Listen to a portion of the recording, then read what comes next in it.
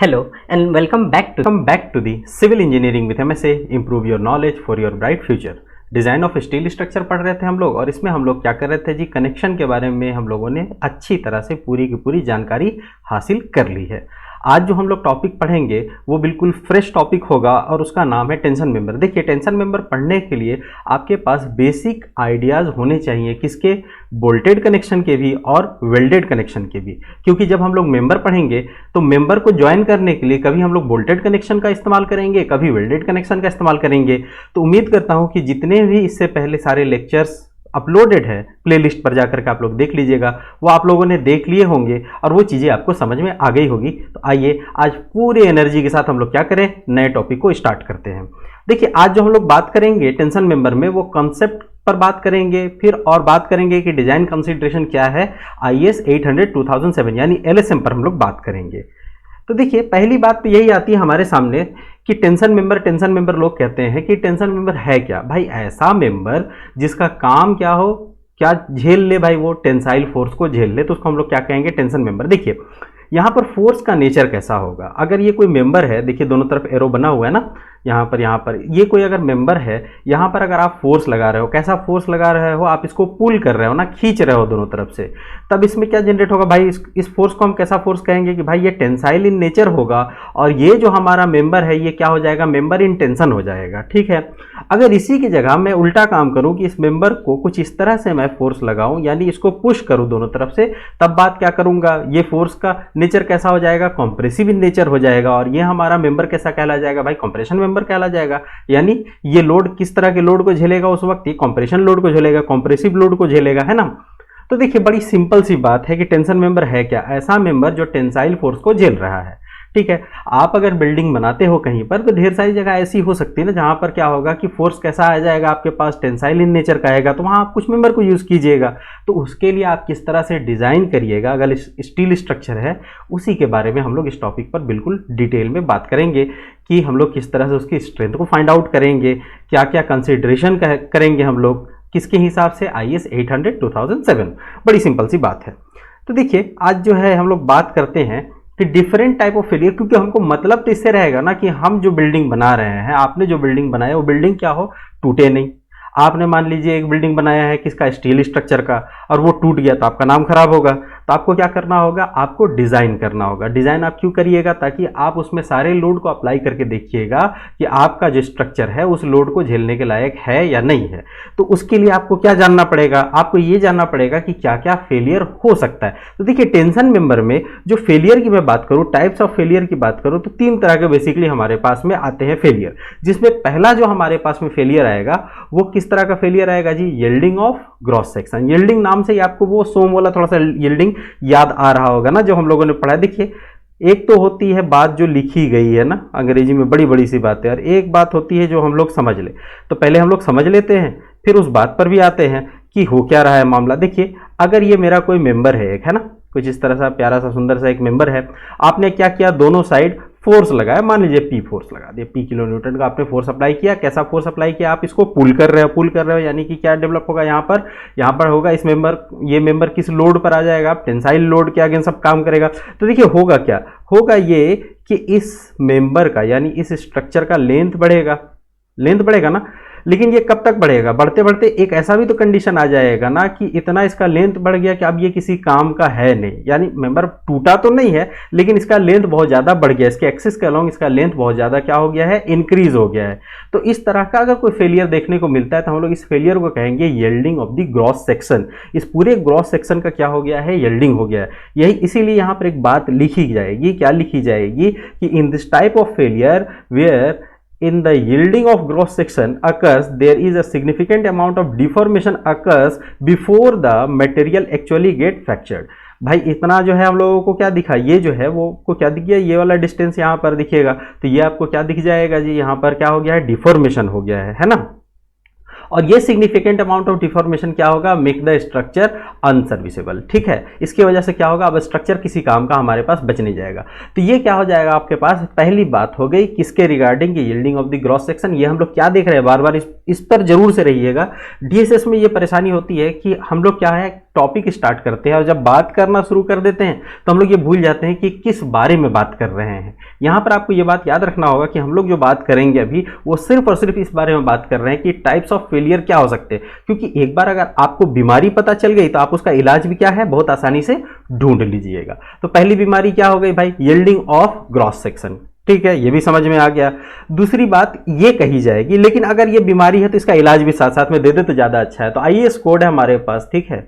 देखिए as a civil engineer आपको काम वही डॉक्टर वाला ही करना है कि बीमारी को ढूंढिए और उसका इलाज भी आप ही बताइए। तो बीमारी तो ढूंढ दिया ना आपने कि yielding of the cross section हो रहा है, अब इसका इलाज बताना होगा। तो इसका इलाज आपको ढूंढना पड़ेगा कौन सी किताब में भाई, हमारे पास जो किताब है उस किताब का नाम है आईएएस 800 2007। इस किताब में जब आप जाइएगा, कहाँ पर जाइएगा जी, इस किताब में जाइएगा पेज नंबर 32 में, तो आपको देखिएगा टेंशन मेंबर से रिलेटेड सारे जो है क्लॉज दिए हुए हैं। यहाँ पर देखिए कि yielding of the gross section के लिए कोड हमको क्या कहता है। Yielding of the design strength आपको कैसे निकालना होगा, TDG। देखिएगा नाम बड़ा डिफिकल्ट सा आएगा, आपको कंफ्यूज बिल्कुल नहीं होना है और परेशान होना ही नहीं। हम लोग इतने types of question, number of question हम लोग नहीं करते, हम लोग टाइप्स ऑफ क्वेश्चन इतने कर लेंगे, न्यूमेरिकल प्रॉब्लम इतने बना लेंगे डिजाइन के प्रॉब्लम कि ये सारा कुछ बिल्कुल बोल्टेड जैसा ही हो जाएगा और आप देखिएगा बड़ा मजाक सा लगेगा हमें ये। देखिए इसको कहता है ये क्या है, AGFY divided by gamma am not. Gamma am not आपको कहां से मिलेगा, टेबल नंबर 5 से मिलेगा, ठीक है। एजी क्या है, ग्रॉस सेक्शनल एरिया है, देखिए लिख दिया ना, क्रॉस सेक्शनल एरिया, इस टर्म पर जरा सा ध्यान दीजिएगा, क्रॉस सेक्शनल एरिया है ये, ठीक है। एफ ऑफ वाई क्या है, yield stress of the material है, ठीक है। बड़ी सिंपल सी बात है, ये बीमारी भी छोटी है और इसका इलाज भी बड़ा छोटा है। बड़ी बीमारी पर आते हैं हम लोग। दूसरी और बड़ी बीमारी क्या है टेंशन मेंबर में, कि rapture of the net section, ठीक है, और फ्रैक्चर। रैप्चर का मतलब क्या होगा कि प्लेट फट जाएगा, है ना, प्लेट फट जाएगा। और प्लेट फटेगा कहां से, जहां पर आपने बोल्ट किया हुआ है, बोल्टिंग किया हुआ है, या फिर जहां पर आपने वेल्डिंग अप्लाई किया हुआ है वहां से प्लेट फटेगा। लेकिन कहता है कि कोड हमको ये बात बताता है कि ये जो रैप्चर हो रहा है ना नेट सेक्शन पर, ये सिर्फ आप प्लेट पर ही मत देख लीजिएगा, क्योंकि मेंबर तो हमारे पास दुनिया तरह के हो सकते हैं ना। तो कोड हम लोगों को कुछ बातें बताएगा, क्या क्या बताएगा हम लोग बात करेंगे।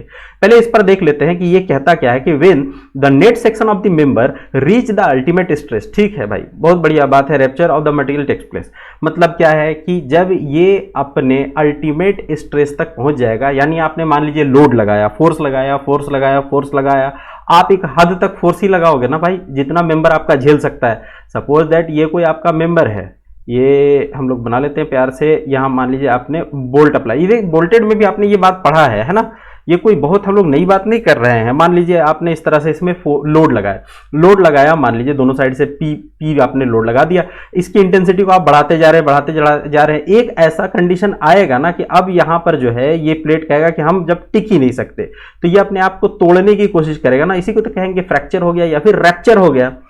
तो इसके लिए क्या कहता है कोड, हमको कहता है कि इन केस ऑफ प्लेट, अगर आपको प्लेट में सिर्फ देखना होगा तो आपको ये फॉर्मूला यूज करना होगा, ठीक है। आज हम लोग सिर्फ यही बात करेंगे कि कोड में कहां पर क्या है, कौन से फॉर्मूले को यूज करना है, मतलब इससे हम लोग क्या निकाल सकते हैं। बहुत ही आसान है, यकीन मानिए।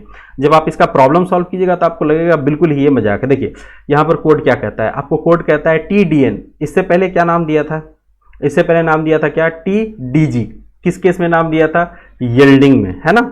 अच्छा, अब यहां पर क्या नाम दे रहा है आपको, TDN, किसके केस में नाम दे रहा है, rupture of the critical section. Critical section आपने निकाला है इससे पहले, अभी वो आएगा फॉर्मूला आपको याद आ जाएगा प्लेट के केस में। तो देखिए इसमें अननोन कुछ भी नहीं है, ये AN क्या है हमारे पास, AN है net effective area of the member.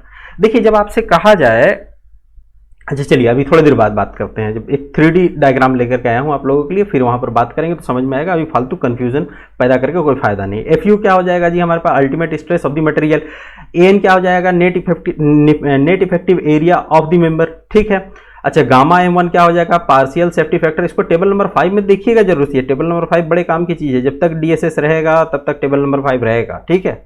तो कहता है कि ये आप एक फॉर्मूला, ये आप एक इलाज अप्लाई कीजिए यहाँ पर, उसके बाद दूसरा इलाज आपको कहेगा, उससे पहले आपको ये बता देगा AN निकालना कैसे, याद आ गया होगा अब तो। ये फॉर्मूला देख करके हम लोग दो तरह से निकालते थे, किसके लिए निकालते थे, एक तो चेन बोल्टिंग के केस में निकालते थे और एक क्या स्टैगर्ड बोल्टिंग के केस में निकालते थे। चेन बोल्टिंग के केस में हम लोग ये फॉर्मूला, चूंकि वहां पर क्या है कि कोई पिच के बीच में डिस्टेंस था ही नहीं, सिंगल था, तो हम लोग क्या लिख देते थे चेन बोल्टिंग के केस में, AN = B - ND0 हम लोग लिखते थे, ठीक है, इंटू टी। और ये क्या हम लोग लिखते थे स्टैगर्ड वोल्टिंग के केस में, ठीक है। इसके न्यूमेरिकल हम लोग करेंगे, बहुत प्यार से करेंगे। तो यहाँ से आप एन फाइंड आउट कर लीजिएगा पेज नंबर 33 में जाके बड़े आसानी से, ठीक है। बहुत कोई परेशानी वाली बात तो मुझे नहीं दिखाई दे रही है। उसके बाद कहता है कि अगर थ्रेडेड रॉड रहेगा, प्लेट की जगह आपके पास क्या हो सकता है भाई, थ्रेडेड रॉड रहेगा, तब आप क्या कीजिएगा, आप फॉर्मूले को उसी तरह से यूज कर लीजिएगा। यहां पर बस आपको क्या करना पड़ेगा, 0.9 यूज कर लेना पड़ेगा, ANFU गामा ऑफ M1। जहां पर ये AN बस बदल जाएगा आपके लिए, AN अब क्या हो जाएगा, net root area of the threaded section. ऐसा न्यूमेरिकल आएगा, हम लोग इसको बना करके देखेंगे, बिल्कुल परेशान नहीं होना, ऐसे घबराने की तो कोई बात ही नहीं है यहां पर, है ना। देखिए उसके बाद कहता है कि सिंगल एंगल, ये बड़ा यूजफुल है और टेंशन मेंबर में हम लोग इसको इस्तेमाल भी करते हैं एंगल के लिए, ठीक है। और एंगल के लिए 2-3 बातें हैं जो हम लोग सीखेंगे अभी। देखिए क्या कहता है कि अगर आपके पास सिंगल एंगल है, अगर प्लेट है तो उसके लिए आपको बता दिया, ठीक है। आपके पास अगर थ्रेडेड रॉड है, इसके लिए कोड ने बता दिया। और कहा क्या कि सिंगल एंगल अगर मेंबर है आपके पास तो उसके लिए अब स्पेसिफिकेशन दे रहा है। आप निकाल क्या रहे हो, मैं बार बार कह रहा हूं, इस बात को बिल्कुल नहीं छोड़ना। यील्डिंग वाला आपने काम कर लिया था, पहली बीमारी पहला इलाज, ये दूसरी बीमारी चल रही है और दूसरी बीमारी का ये टाइप है ना।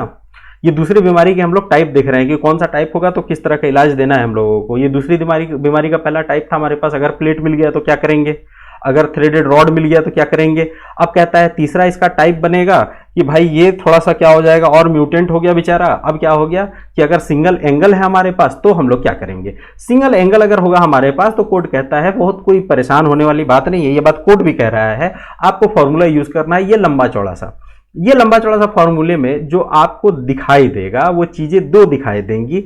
एक तो क्या दिखाई देगा, NC, ठीक है। उसके बाद आपको क्या दिखाई देगा, ये बीटा, ठीक है। उसके बाद आपको दिखाई देगा AGO, ठीक है।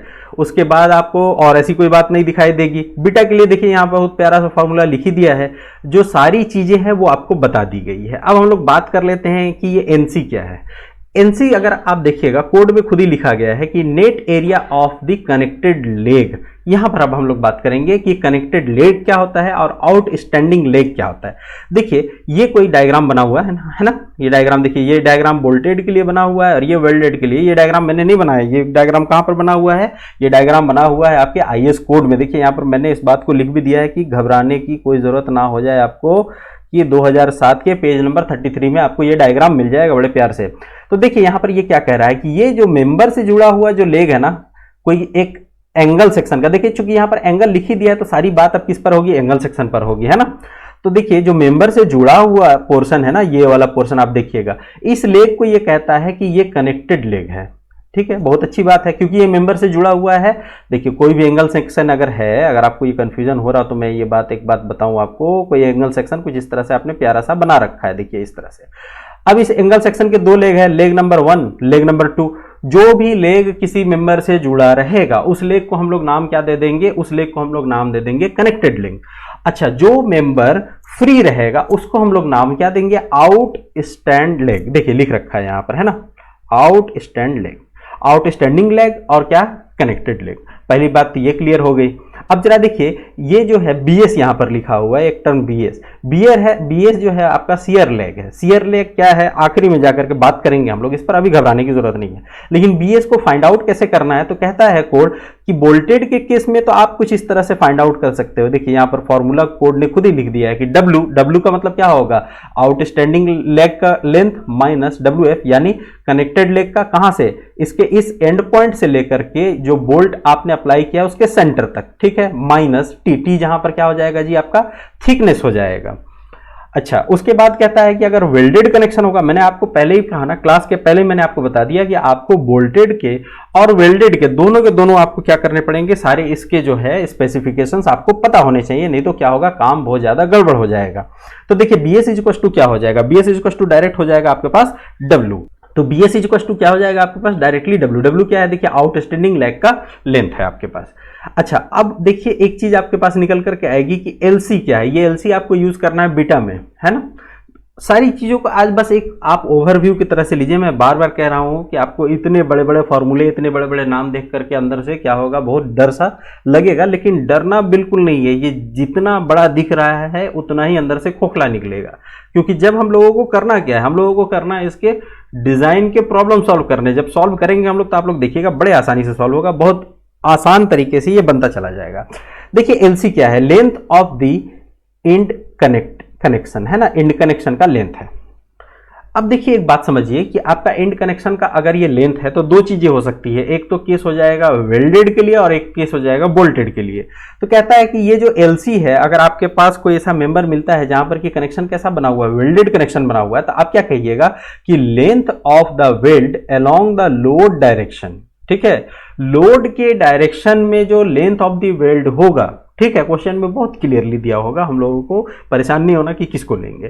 तो लेंथ कहां किस डायरेक्शन में लेना होगा हम लोग को, लोड के डायरेक्शन में, in case of weld, weld बार बार कह रहा हूं वेल्ड, ध्यान रखिएगा। बोल्टेड के लिए आपको एलसी क्या यूज करना पड़ेगा, तो जरा बोल्टेड के लिए मैं अगर एक प्लेट का, शायद यहां पर थोड़ा सा प्रॉब्लम होगा, एक सेकेंड में जगह तो बना ही लूंगा, है ना। अब हम लोग थोड़ा सा बोल्टेड के लिए देख लेते हैं, क्या है कि काम थोड़ा सा बढ़िया हो तो मज़ा आ जाए। देखिए यहाँ पर एक छोटा सा मैं डायग्राम बनाता हूँ जिससे आपको बोल्टेड के लिए समझ में आ जाएगा कि एलसी कैसे फाइंड आउट करना है। मान लीजिए किसी प्लेट में आपने कुछ इस तरह से बोल्ट लगा दिया है ना, मान लीजिए 3 बोल्ट लगा दिया है, तो आप एलसी कैसे फाइंड आउट करोगे। ये कहता है that is the distance between outer most bolt in the end joining measure along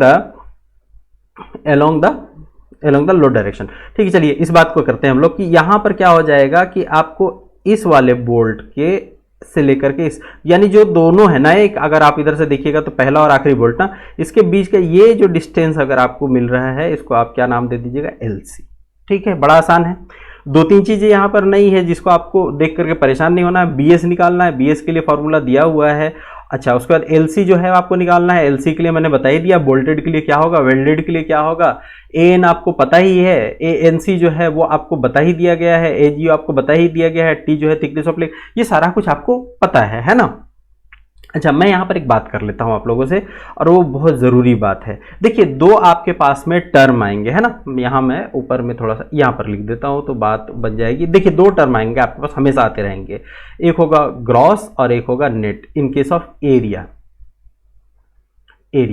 gross area और नेट एरिया, ये 2 टर्म हमेशा आपके पास आएंगे, तो थोड़ा सा हम लोगों को ध्यान रख लेना है। देखिए इसी मेंबर में अगर मैं बात करूं ना, ये जो मैंने डायग्राम बनाया ना गंदा सा, जहां एलसी बताने के लिए आप लोगों को, यहां पर देखिए कि अगर मान लीजिए ये प्लेट है ना, ये आपके पास कोई प्लेट है, अगर मैं इस पूरे प्लेट का एरिया ले लूं, इस पूरे प्लेट का एरिया का मतलब क्या होगा कि उस एरिया में मैंने ये कंसीडर ही नहीं किया कि इसमें आपने बोल्ट होल किया है या नहीं किया है। ठीक है, पूरे प्लेट का एरिया ले लिया बिना कुछ सोचे समझे, तब मैं कहूंगा कि ये जो एरिया मैंने लिया है वो है ग्रॉस एरिया। लेकिन अगर मैं पूरे एरिया में से, यानी जो ग्रॉस एरिया है उसमें से क्या कर दूं कि होल, बोल्ट होल, डीओ मतलब बोल्ट होल को घटा दूं, और जितने हैं यहां पर कितने हैं देखिए, तो 3 है ना, तो 3। अब जो एरिया हमारे पास निकल करके आ जाएगा वो होगा एरिया कैसा, नेट एरिया। नेट एरिया और ग्रॉस एरिया में फर्क क्या है कि ग्रॉस एरिया में आप कुछ भी सब्ट्रैक्ट नहीं करते हो, जो आपको सामने दिख रहा है, ठीक है, अंदर अगर बोल्ट होल है तो उससे हमको कोई मतलब नहीं है, आपने क्या किया, एरिया फाइंड आउट कर लिया। लेकिन जब नेट एरिया की बात आप करते हो तो आप क्या करोगे कि ग्रॉस एरिया में से जितना भी आपने होल कर रखा है उस होल को क्या करिएगा, आप माइनस करिएगा। तो अब आपके पास जो एरिया निकल करके आ जाएगा वो कैसा एरिया होगा जी, नेट एरिया होगा। चलिए ये भी बड़ी आसान सी बात थी जो हम लोगों ने समझ ली। अब हम लोग बात करते हैं तीसरी बीमारी पर आते हैं। पहला बीमारी क्या था, फिर से एक बार, क्योंकि छोड़ना नहीं हम लोगों का ना। पहली बीमारी क्या थी भाई टेंशन मेंबर में, yielding of the gross section. ठीक है, इसके लिए इलाज क्या था, हम लोगों को कहां मिलना था, पेज नंबर 32 में मिलना था। अच्छा, दूसरी बीमारी हमारे पास क्या आ गई, rapture of the net section. Rapture of the net section के 3 टाइप बने। क्या क्या टाइप बने कि अगर हमारे पास प्लेट होगा तो भाई इस बीमारी का इलाज पेज नंबर 32 में हमको मिलेगा। उसके बाद अगर दूसरी इसके टाइप आ गए हमारे पास, कौन सा, कि अगर थ्रेडेड रॉड मिला तो ये भी आपको वहीं पर मिलेगा, पेज नंबर, ठीक है, उसी कोड में देखिएगा, उसी पेज पर आपको मिल जाएगा ये चीज। तीसरा आपके पास क्या आ जाएगा, सिंगल एंगल आ गया। सिंगल एंगल के लिए आपको क्या करना होगा, पेज नंबर 33 में जाना होगा आईएस कोड में, तो आपको इस बीमारी का इलाज मिल जाएगा। ये 3 टाइप है, कौन से, दूसरी बीमारी के। अब ये तीसरा बीमारी है, ये 3 बीमारी मिला करके आपका पूरा डिजाइन काम हो जाएगा। तीसरी और बड़ी बीमारी है, ये है ब्लॉक शियर। ब्लॉक शियर का केस देखिए जरा सा, नाम ही देख करके लग रहा है कि ये क्या है भाई, कि शियरिंग का फेलियर है। लेकिन ब्लॉक शियर लिखने का मतलब ये होगा कि ये मेंबर पहले ऐसा नहीं था जैसा आप देख रहे हो। ये मेंबर बेचारा पहले कैसा था, ये पूरा ही था, है ना। यहां पर बना देता हूं, 1 2 3 और 1 2 3, कुछ इस तरह से इसमें बोल्ट लगे होंगे और यहां पर क्या लगा होगा जी, लोड लगा होगा। चूंकि हम लोग टेंशन मेंबर देख रहे हैं तो टेंसाइल इन नेचर का क्या लगा होगा, लोड लगा होगा। तो जब ये लोड की इंटेंसिटी बढ़ती गई और इसको मन किया कि मैं क्या करूं भाई, खुद को फेल करूं, खुद को बर्बाद करूं, तो इसने क्या किया कि प्लेट यहां से फटा नहीं या प्लेट में जो है वो यील्डिंग नहीं हुआ। क्या हुआ कि ये सोचा कि क्यों ना प्लेट को कुछ इस तरह से फाड़ा जाए, इस तरह से तोड़ा जाए कि मामला ज़्यादा गंभीर हो जाए। तो ये मामला गंभीर हुआ ब्लॉक शियर। ब्लॉक शियर का मतलब क्या होगा, यहाँ से पूरा एक ब्लॉक निकल गया। देखिए ये वाला ब्लॉक निकला, इस तरह से आपको दिख रहा है, ये दो चीज़ें बन गई, यहाँ बिल्कुल खाली हो गया, ये बेचारा आगे की तरफ यहाँ कहीं बढ़ गया। ये है ब्लॉक शियर का केस। देखिए ब्लॉक शियर का केस अगर आपको मैं कहूँ समझने के लिए, तो जरा सा सिर्फ इस डायग्राम में आप ध्यान दीजिए। यहाँ में देखिएगा जरा ध्यान से, इसको जरा सा मैंने बनाया है 3D में, तो ये कुछ इस तरह से दिखेगा। यहाँ 3 बोल्ट है, यहाँ 2 बोल्ट है, समझने के लिए है कि आप देखिए प्लान ऊपर से देखिएगा तो जो टूटा हुआ हिस्सा है ना वो आपको कुछ इस तरह से दिखेगा। ये पहला वाला है ना, ये पहला, ये मामला। अगर आप उसको सामने से देखिएगा तो ऐसा, इसमें कुछ समझ में नहीं आएगा। लेकिन जब आप इसको थोड़ा सा टेढ़ा करके कोशिश कीजिएगा कि 3D में दिखे तो आपको मामला कुछ इस तरह से दिखेगा। देखिए ये जो आपको डायग्राम है ना, तीसरा वाला ये डायग्राम, इसको जरा ध्यान से दीजिए, देखिए और समझने की कोशिश कीजिए, क्योंकि आगे आने वाले जो हमारे पास में न्यूमेरिकल बनेंगे ना, मेरे ख्याल से प्रॉब्लम नंबर 2 जो होगा हमारा, प्रॉब्लम नंबर 2 में हम लोग जो है ब्लॉक शेयर को जरा सा डिस्कस करेंगे और वहां पर हम लोग नेट सेक्शनल एरिया निकालेंगे। आपको बड़ी परेशानी होगी और ये डायग्राम अगर ध्यान रहा तो बहुत आसान हो जाएगा। वैसे लेकर के आऊंगा उस समय भी ये डायग्राम, घबराने की कोई जरूरत नहीं है। देखिए जरा किस तरह से ये टूटा है ना। ये देखिए ये बोल्ट के सेंटर से कुछ यहाँ से टूटा है और ये किनारे वाला पोर्शन कुछ ऐसा था, इसके सेंटर और ये यहाँ तक, ये था ना प्लेट, जहाँ तक मैं डॉटेड लाइन बना रहा हूँ, ये प्लेट था। इसमें आपने क्या किया, होल करके बोल्ट लगाया और बोल्ट देखिए वो किस तरह से तोड़ के निकाल रहा है ब्लॉक शियर के केस में, है ना। तो अगर ब्लॉक शियर होगा तब कोड हमको क्या कहता है, कोड कहता है कि ब्लॉक शियर अगर हो रहा है ना इस केस में, देखिए इस तरह से टूट करके अगर बाहर बात निकल जाती है तो घबराना नहीं है। इसका इलाज बड़ा सिंपल है, आपको क्या करना है, TDB निकालना है। TDB क्या है, आपको ब्लॉक शियर स्ट्रेंथ, ठीक है, ब्लॉक शियर स्ट्रेंथ निकालना है आपको 2 तरह से। कोड ये कहता है, कहां पर कहता है, पेज नंबर 33 में कहता है, याद रखिएगा पेज नंबर जरा सा, है ना।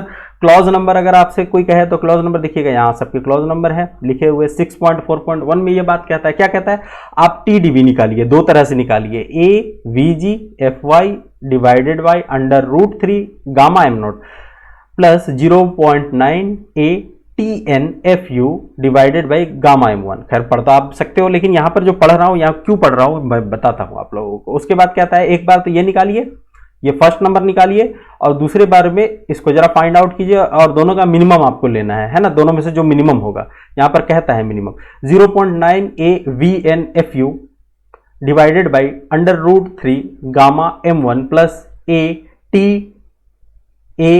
ATGFY divided by gamma m not.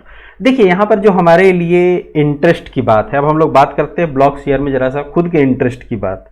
तो 2-4 इंटरेस्ट की बात है और जरा यहाँ पर ठहर करके और ध्यान से समझने लायक बात है कि ब्लॉक शेयर ऐसा नहीं है कि बहुत आसानी से हो जाएगा, ऐसे जैसे हम लोग सोच रहे हैं बहुत आसानी से नहीं होगा। देखिए यहाँ पर 2-3 बातें हैं, जरा सा इसको मैं इरेज कर लूँ, फिर हम लोग वो बातें भी कर लेते हैं कि यहाँ पर क्या क्या बातें लिखी गई है जो हमारे लिए काम की हो सकती है। देखिए पहली बात तो ये है कि आपको मैं ये समझा दूं कि यहाँ पर जो फेलियर हो रहा है ना, देखिए ये मेंबर कहीं यहाँ पर लगा हुआ था, है ना। मेंबर कैसा था, मेंबर तो कुछ ऐसा लगा होगा ना पहले। तो ये तो टूटा हुआ का डायग्राम मैंने आपको बताया ना। यहाँ पर मान लीजिए 1 2 3 बोल्ट यहाँ पर मान लीजिए और यहाँ पर मान लीजिए आपने टेंसाइल फोर्स लगा दिया, यानी पुलिंग फोर्स लगा दिया, है ना, जिसकी वजह से टेंशन डेवलप हुआ। अब देखिए जब ये टूट रहा है तो कहाँ से टूटेगा, एक तो इस पोर्शन से, यहां पर मैंने क्या किया, रेड लाइन बनाया, देखिए यहां से टूटेगा। और दूसरा, ऐसे तो ये बाहर नहीं निकलेगा ना, सिर्फ वही टूट जाने की वजह से क्या वहां से बाहर निकल जाएगा, नहीं नहीं ऐसा नहीं हो सकता है। यहां से भी तो इसको टूटना होगा ना, जहां पर देखिए मैं ग्रीन पेन चला रहा हूं। अब समझिए ये 2 तरह के पेन मैंने क्यों चलाए यहां पर। अब जरा हम लोग अच्छे वाला डायग्राम में आ जाते हैं जो पहले से मैंने बना रखा है आपके लिए। यहां पर जो ये टूटा ना, यहां से जो टूटा वो ड्यू टू टेंशन की वजह से टूटा।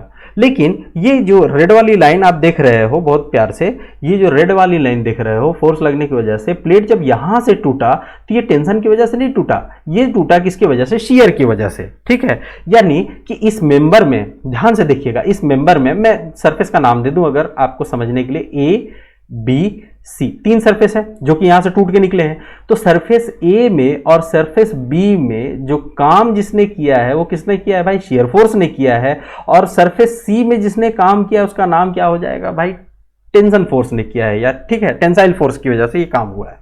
अब अगर ये बात आपको समझ में आ रही है कि यहां पर डेवलप क्या हुआ होगा, शियर डेवलप हुआ होगा जिसकी वजह से ये टूटा होगा, और यहां पर जब ये टूटा होगा तो किसकी वजह से टूटा होगा, क्योंकि पुलिंग हुआ ना, पुलिंग होने की वजह से यहां पर क्या हुआ, टेंसाइल फोर्स जो है वो टेंशन फोर्स यहां पर डेवलप हुआ, जिसकी वजह से क्या हुआ, प्लेट यहां से टूटा। तो अगर ये बात समझ में आती है तो आपको अब एवीजी और एटीजी में कोई कंफ्यूजन नहीं होगा। देखिए किस तरह से इसको हम लोग आप समझ सकते हो, बहुत ही ज्यादा आसान है। देखिए मैं बार बार कह रहा हूं ना, जितना परेशान हम लोग इसके लिए हो रहे हैं उतना परेशान करने लायक ये है नहीं, एक बार समझ में आने की बात है। मैं लिखता हूं AVG और AVN दोनों को एक साथ लिखता हूं ना, यहां पर देखिए AVG और AVN, ये आपको अभी समझ में आ जाएगा। देखिए A का मतलब क्या है, A का मतलब तो है एरिया, ठीक है, सॉरी एरिया। अच्छा भी जब भी लिखा जाएगा वो किसके वजह से लिखा जाएगा, शेयर की वजह से, भाई करते आ रहे हैं हम लोग, जिंदगी भर यही काम किए हैं। अब यहां पर दो है, एरिया शेयर, लेकिन कहां कहां पर, किस कौन कौन सा एरिया। तो जी का मतलब क्या हो जाएगा, यहां पर देखिए जी का मतलब हो जाएगा आपका, जी का मतलब हो जाएगा ग्रॉस, और एन का मतलब क्या हो जाएगा, नेट। तो अब अगर मैं आपसे पूछूं कि एवीजी क्या है तो आप कहिएगा ग्रॉस, देखिए minimum gross and net area in shear, ठीक है, ये क्या हो जाएगा आपका area in shear, gross area in shear. A V हो जाएगा आपका ग्रॉस एरिया इन शेयर, और एवीएन क्या हो जाएगा नेट एरिया इन शेयर। अब फिर से वो बात मैंने जो आपको बताई थी ध्यान में रखिएगा कि ग्रॉस एरिया का मतलब क्या होगा कि जब आप प्लेट के एरिया को कैलकुलेट करते वक्त बोल्ट होल को सब्ट्रैक्ट नहीं करते हो तब जो है आपके पास जो एरिया निकलेगा उसको आप क्या कहिएगा, ग्रॉस एरिया। लेकिन अगर आपने बोल्ट होल को सब्ट्रैक्ट कर दिया है, घटा दिया है, और उसके बाद का आप एरिया ले रहे हो तो वो कौन सा एरिया कहलाएगा, नेट एरिया कहलाएगा, है ना। जरा सा इस डायग्राम में अगर आप समझने की कोशिश कीजिए, देखिए यहां पर जो मैं सिर्फ हैच कर रहा हूं, ये जो रेड वाला पोर्शन सिर्फ दिख रहा ना, ब्लैक वाला पोर्शन को छोड़ करके यहां पर ये अगर मैं क्रॉस सेक्शनल एरिया देखूं तो ये वाला जो पोर्शन है ना आपका, सिर्फ अगर इस पोर्शन का आपने क्या किया, इस जगह का अगर आपने एरिया फाइंड आउट किया तो क्या कहलाएगा आपका, ये कौन सा एरिया कहलाएगा जी, नेट एरिया, है ना, AVN कहलाएगा। लेकिन अगर आपने पूरे का निकाल दिया ना, ये देखिए ये इस तरह से, थोड़ा सा पेन का कलर एक बार चेंज करके अगर इस बात को समझ ले, ये देखिए ये अगर पूरे का आपने निकाल दिया ना, यहां पर आपको कोई मतलब ही नहीं रहा कि चीजें चल क्या रही है, आपने ये पूरा सरफेस का निकाल दिया एरिया बिना कुछ भी सब्ट्रैक्ट किए हुए, तो ये कहलाएगा AVG, ठीक है, ग्रॉस एरिया। लेकिन अगर इस ग्रॉस एरिया में ये देखिए ये जो आपने क्या लगा रखा है, यहां पर बोल्ट लगा रखा है ना, इसको आप सब्ट्रैक्ट कीजिए और यहां पर इस पोर्शन को सब्ट्रैक्ट कीजिए, तब आपको क्या निकल करके आ जाएगा, नेट सेक्शनल एरिया, ठीक है। मेरे ख्याल से बात थोड़ी सी समझ में आ रही होगी, है ना, थोड़ा आड़ा टेढ़ा तो है बात, लेकिन थोड़ा सा कोशिश अगर किया जाए तो बहुत आसानी से ये समझ में आ जाएगा। अब देखिए दो बातें होंगी, क्या आपने किसके लिए बात कर लिया भाई, शेयर के लिए तो बात कर लिया, तो टेंशन वाला नाराज हो जाएगा ना, तो टेंशन वाले को खुश करने के लिए आपको क्या करना पड़ेगा, आपको लिखना पड़ेगा ATG एंड ATN। देखिए ग्रीन पेन से लिख रहा हूं, ए का मतलब क्या हो जाएगा, एरिया, ठीक है, टी का मतलब क्या हो जाएगा, टेंशन, ठीक है। अब जी का मतलब क्या हो जाएगा, ग्रॉस, ठीक है, और यहां एन का मतलब क्या हो जाएगा, नेट, ठीक है जी। तो इसका मतलब क्या होगा, मिनिमम ग्रॉस, देखिए minimum gross and net area in tension, ठीक है, minimum gross and net area in tension. Gross area और ये आपको समझ में आ गया होगा, ग्रॉस एरिया और नेट एरिया कैसे निकालते हैं। तो मिनिमम कौन सा भाई, ग्रॉस एरिया को हम लोग क्या लिखेंगे, ATG, और क्या लिखेंगे हम लोग यहाँ पर ATN नेट के लिए। तो ये कहां पर निकलेगा, ये देखिए ये जो हम लोगों ने प्यारा सा डायग्राम बनाया था उसी पर बात करता हूं मैं। ये वाला जो पोर्शन देख रहा हूं ना, ये सरफेस C के अलोंग जो आप एरिया फाइंड आउट कीजिएगा वो एरिया कौन सा होगा भाई, टेंशन वाला। यहां पर आप क्या फाइंड आउट कीजिएगा, ATG और ATN फाइंड आउट कीजिएगा, ठीक है। मेरे ख्याल से यहां तक कुछ बात अभी समझ में आ गई होगी। FU और FY, अब तो ये पुरानी बात हो गई है कि FU FY क्या होता है, ultimate and yield stress of the material respectively. देखिए इसके बाद वेल्डेड कनेक्शन के लिए जो है वो कोड आपको कहता है कोड नंबर में कि 6.4.2 में बिल्कुल वही काम होगा जो आपने पहले किया था, बस इसमें क्या है कि यहाँ पर बोल्ट की जगह में क्या है, देखिएगा यहाँ पर वेल्डिंग किया गया है, ठीक है। आपको यहाँ पर कोड का स्पेसिफिकेशन मिल जाएगा, इसमें कोई बहुत नई और बड़ी बात नहीं है। अब जो है हम लोग जरा सा बात कर ले, किस पर बात कर ले जी, अब हम लोग बात कर ले कि slenderness ratio of the tension member क्या होता है। देखिए कुछ कुछ बातें ऐसी हैं जो कि आपको उस टॉपिक पर आकर के उतनी बातों को समझना ही पड़ेगा, ठीक है, थोड़ा, क्योंकि वो एक्स्ट्रा अगर होता है आपके सिलेबस के अकॉर्डिंग, लेकिन फिर भी समझना पड़ेगा, क्योंकि अच्छे अगर आप एग्जाम में बैठते हो तो यहाँ से सवाल आते हैं और बहुत ज़्यादा आते हैं, और ये टॉपिक बहुत ज़्यादा नहीं होते हैं, छोटे छोटे से टॉपिक होते हैं, लोग छोड़ दिया करते हैं, लेकिन हम लोग छोड़ेंगे नहीं, इसको हम लोग पकड़ के रखेंगे। देखिए स्लेंडरनेस रेशियो क्या होता है। देखिए हमारे पास अगर कंप्रेशन मेंबर है ना, तब तो आप वहां पर क्या करते हो कि स्लेंडरनेस रेशियो चेक करते हो, बहुत अच्छी बात होती है, L/D का रेशियो आप लोग आराम से चेक करते हो, क्योंकि बकलिंग होने के चांसेस होते हैं। लेकिन टेंशन मेंबर में तो थ्योरेटिकली ऐसा कोई बात नहीं है, ठीक है, लेकिन क्या होता है कि कभी कभी स्ट्रेस रिवर्सल की वजह से हम लोगों को स्लेंडरनेस रेशियो चेक करना पड़ता है। तो यहाँ पर समझने लायक बात क्या है, यहाँ पर समझने लायक बात है बस इसके डेटा जो लिखे हुए हैं यहाँ पर, जरा सा इस बात को देखिएगा, ये पूछा जाता है डायरेक्टली, ये जो है ना, ये तीनों डेटा एग्जाम में पूछ लिया जाता है, बहुत आसानी से पूछ लिया जाता है इसको, ठीक है, इसको छोड़ा नहीं, इसको बर्दाश्त नहीं किया जाता है। तो जरा देखना ये है कि ये तीनों डेटा है क्या। देखिए स्लेंडरनेस रेशियो की वैल्यू है, मैक्सिमम स्लेंडरनेस रेशियो पूछता है हम लोगों से एग्जाम में, और पूछ देता है बहुत बार कि of the stress due to load other than wind load या सिस्मिक फोर्स अगर होगा तो मैक्सिमम स्लेंडरनेस रेशियो की वैल्यू क्या होगी टेंशन मेंबर में, तो 180 हो जाएगा। उसी तरह से देखिए कि रूफ ट्रस वाला अगर कोई काम है तो वहां पर क्या हो जाएगा, 350 हो जाएगा। और कोई भी टेंशन मेंबर है लेकिन अदर देन प्री टेंशन है, तब वहां पर क्या हो जाएगा, मैक्सिमम स्लेंडरनेस रेशियो की वैल्यू कितनी हो जाएगी, 400 हो जाएगी। मजे की बात यह है कि ये तीन जो चीजें हैं ये आप अपने मन से नहीं बताओगे, ठीक है, क्योंकि आप क्या हो भाई, आईएएस कोड पढ़ने वाले हो तो आपको पता होना चाहिए कि ये चीजें आईएएस कोड में लिखी हुई है, वहीं से मैं भी लेकर के आया हूं, पूरी दुनिया लेकर के आती है।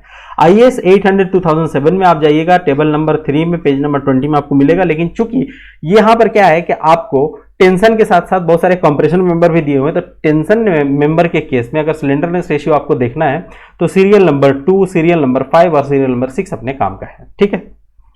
ये एक बात हो गई, क्योंकि वहां बस डेटा ही याद रखना है आपको, तो इसीलिए यहाँ पर बहुत ज़्यादा कुछ बात करने की जरूरत नहीं है, ये बस डेटा पता रह जाए तो बहुत अच्छी बात है। इसके बाद देखिए एक लग एंगल का कॉन्सेप्ट आता है। लग एंगल सिर्फ अभी हम लोग समझाएंगे और इसके डिजाइन क्राइटेरिया पर अभी हम लोग नहीं जाएंगे, क्योंकि बहुत कंफ्यूजिंग हो जाएगा और फालतू में सब्जेक्ट जो है अपने आप में पहाड़ बनेगा। लग एंगल हम लोग सेपरेटली क्वेश्चन के साथ समझेंगे, जो इसके डिजाइन क्राइटेरिया है। लग एंगल है क्या वो अभी बता देता हूं आपको। देखिए लग एंगल क्या है कि इज अ एडिशनल एंगल। देखिए चीजें जो है ना, जो लिखी हुई है जो नाम, उसमें बहुत सारी बातें छुपी होती है, बस उसको ढूंढ के निकालना होगा। एडिशनल का मतलब क्या है, देखिए कोई अगर प्लेट है, मैं प्लेट का नाम देता हूं, प्लेट ए है, इसके साथ अगर कोई मेंबर बी जुड़ा हुआ है, ठीक है, तो कनेक्शन किसके बीच में बनना चाहिए था, ए और बी के बीच में बनना चाहिए था, लेकिन बीच में हम लोगों ने क्या किया, एक कोई मेंबर है जिसका नाम है सी, उसको भी हम लोगों ने घुसेड़ दिया और क्या किया, सी को ए से भी कनेक्ट किया और सी को बी से भी कनेक्ट किया। तो इस तरह का ये जो मेंबर है, और ये कैसा मेंबर है, ये एंगल सेक्शन वाला मेंबर है, इसको हम लोग नाम दे देंगे क्या, लग एंगल। तो पहली बात तो समझ में आ गई, एडिशनल एंगल कहने का मतलब क्या है, क्यों यूज किया जाता है। Use to join a tension member to reduce the length of the joint, ठीक है, size of the gusset plate and also reduce the shear lag. देखिए ये जो तीन बात है ना, ये तीन बात मैं अभी मार्क कर देता हूं और आप इसको बिल्कुल भजन की तरह से याद रखिएगा। लग एंगल का तीन काम होता है और ये बड़ा इंपॉर्टेंट क्वेश्चन बन जाता है एग्जामिनेशन पॉइंट ऑफ व्यू से, to reduce the length of the joint. देखिए पहली बात तो ये हो जाएगी लेंथ ऑफ द ज्वाइंट वाली जो बात है।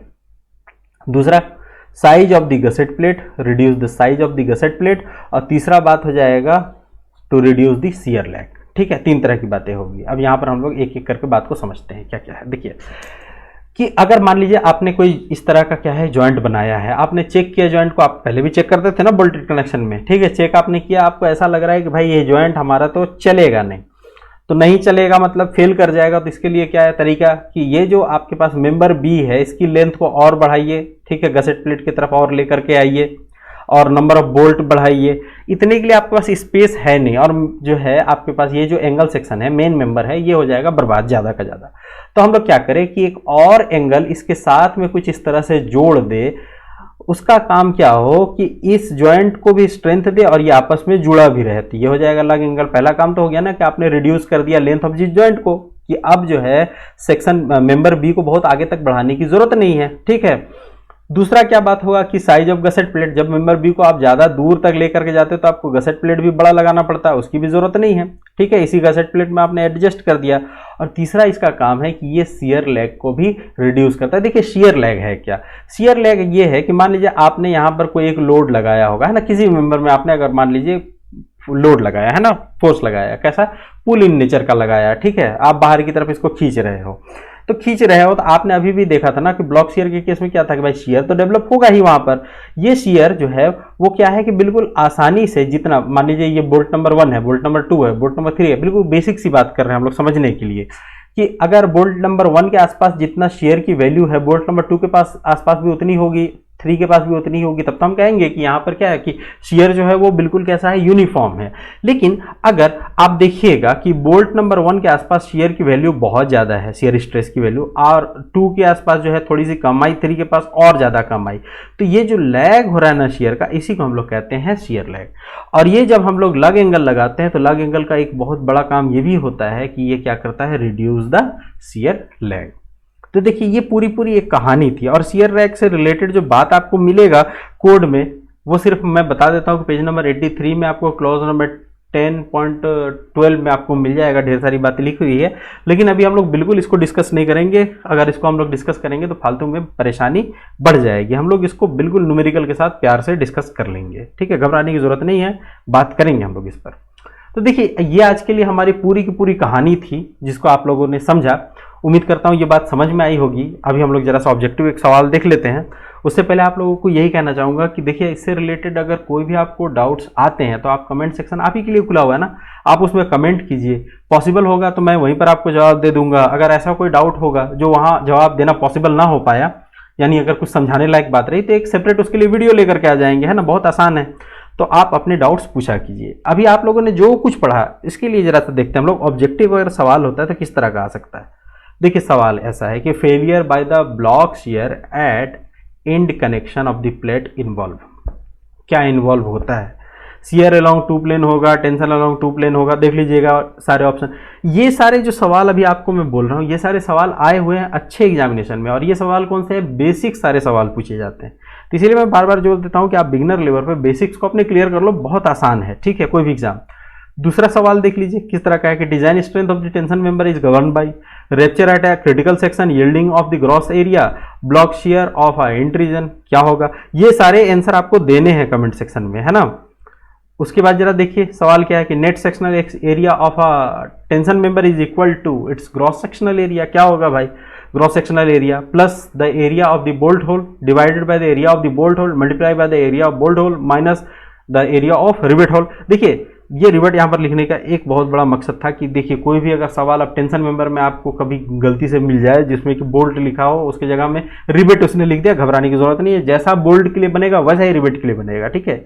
एलएसएम में रिवेट को बिल्कुल लगभग ही खत्म कर दिया गया है। Which one of is not possible to mode of failure in case of tension member, ठीक है, कौन सा फेलियर नहीं होता है, ठीक है। Yielding of the gross section, rupture at the net section, ठीक है, instability of the element, block shear, कौन सा नहीं होता है आप बताइए। ये सारे आपको कमेंट करके बताने हैं ये सारे सवाल के जवाब, और उम्मीद करता हूं कि जितना बात मैंने आपको कहा है ये बात आप ध्यान से सुनिएगा, समझने की कोशिश कीजिएगा। ना समझ में आए तो फिर से पूछिएगा। अगर आपको नहीं समझ में आता है, कहीं पर डाउट अगर आपको लगता है, तो मैं आपको ये सजेस्ट करूंगा कि आप एक बार नहीं 2 बार वीडियो को देखें, आपको समझ में आ जाएगा।